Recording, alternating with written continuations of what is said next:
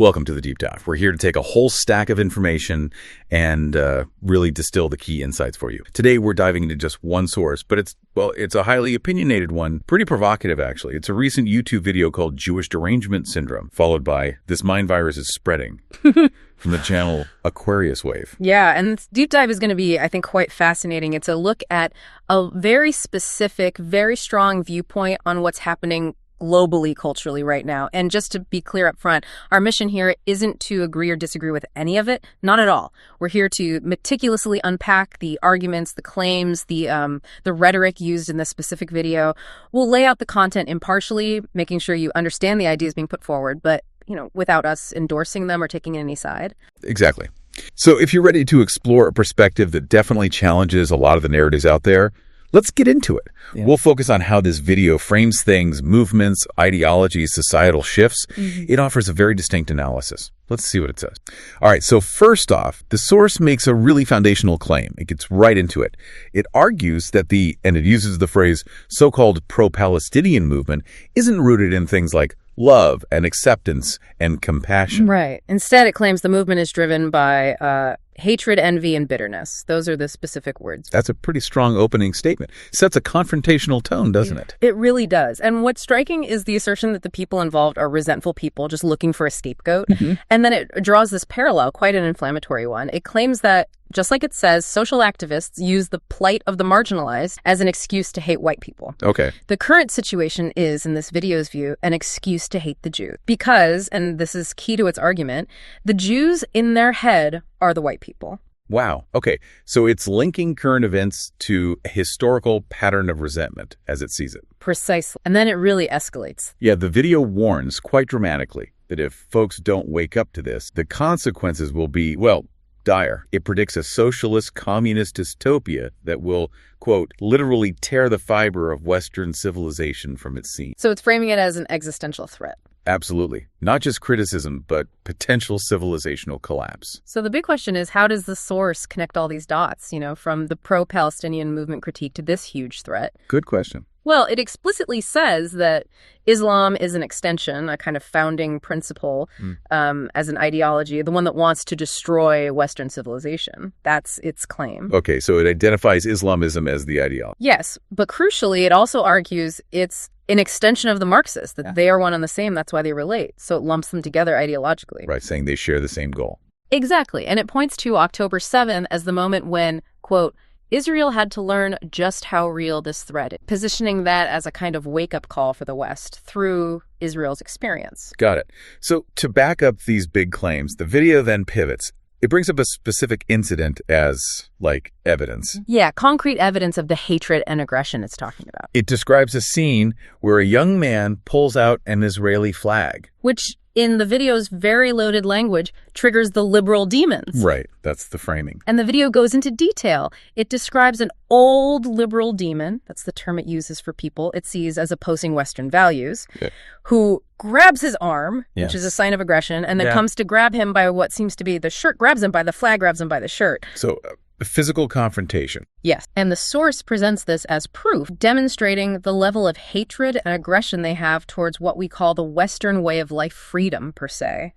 It even speculates this person might be a professor, adding that these so-called educators, i.e., these indoctrinators, are some of the most clinically unhinged human beings on the planet. Wow. Okay, so a clear indictment of educators there, too, from the source's perspective. Definitely. And the source doesn't stop there with the symbolism. No, it goes further with the flag itself, right? The Palestinian flag. Exactly. It argues that flag is becoming nothing more than a symbol of tyranny. It calls it a new version of that old communist flag, per se, that the Maoist regime or the Stalin regime would essentially connect and associate themselves. So linking it directly to historical totalitarian movements, that's quite a statement. A very strong symbolic link being made there. Okay, then the video seems to shift gears slightly, introducing a broader concept. It starts with Israel Derangement Syndrome. But then quickly expands it. It calls it Western Derangement. Right. And this seems like a really central idea for the source. It absolutely is. It defines this syndrome as the rejection of what has made your own culture thrive. It emphasizes this perceived hatred of the West by some of the most Western-looking, or the true Westerners.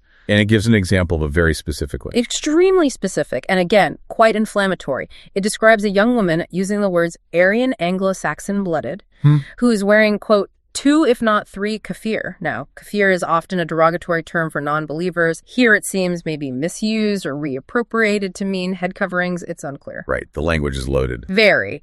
And this woman is waving a Palestinian flag and calling for the fall and destruction of the Western world. The source then labels her a walking, talking assortment of confusion, the truest sense of contradiction, basically the embodiment of this Western derangement syndrome. Okay. So that example is used to personify the entire concept. And then the source really leans in, particularly targeting Western feminists. This part is pretty stark. It is. It claims they are crying out about not having freedoms in the West right now. While at the same time, while wielding this flag and wearing this accessory, referring to the kufiya, which the source just dismisses as having become a trendy accessory. So it's highlighting a perceived hypocrisy. Exactly. And the core message to them is essentially, you must not understand that you are what is fallen. It argues that the very freedoms allowing them to protest, the same thing that allows you to speak this freely, will be stripped from you completely unless you bow and submit. And it paints a picture of what that means, according to the source, under Sharia law. A very grim picture. It talks about life in a veil, life as a second-class citizen, life as lesser than your husband, where freedom is only between the forehead and the nose, a direct warning. And then it makes this incredibly provocative suggestion. I mean, really steps over a line for many, I'd imagine. It really does. The speaker says, maybe they need this. I'm coming to that conclusion. Maybe this is good for them. Maybe they need to fall to Sharia law. Maybe they need to experience it. Wow. Just wow.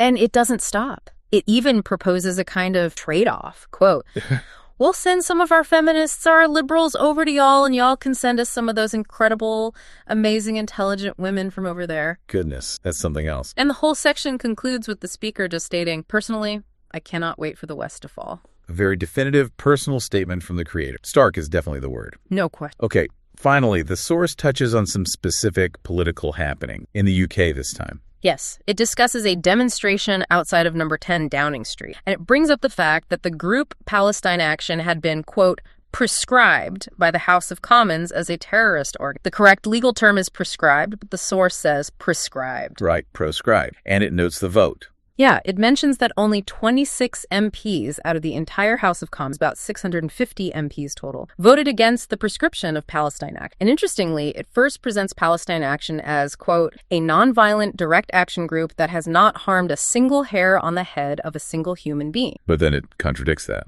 Immediately, it says that claim burnt the damn plate, basically calling it nonsense, and argues that Palestine Action is responsible for violence, specifically against war machines. It also adds a procedural. The prescription still needs approval from the House of Lords, and Palestine Action gets an oral hearing to argue against. So a quick dip into UK politics, but through that same critical, confrontational lens. Exactly. So, okay, we've covered a lot there. What does this all mean for you, the listener?